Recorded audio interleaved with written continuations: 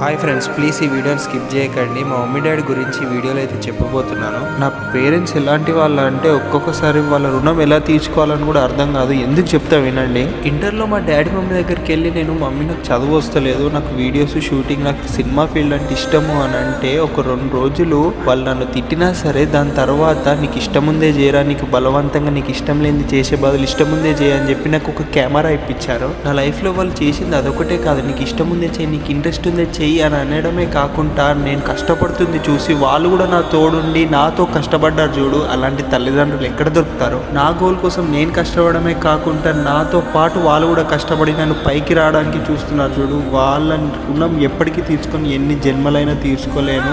Thank you mom dad, మీ హెల్ప్ని నేను ఎప్పటికీ మర్చిపోను. నాకు అంత పెద్ద కోరిక ఏం లేదు. మా మమ్మీ డాడీని సోనీని మంచిగా చూసుకుంటే చాలు. నాకు 10 రూపాయలు వస్తే 10 రూపాయలు సాయం చేసి హ్యాపీగా బతికేస్తాను. బాయ్.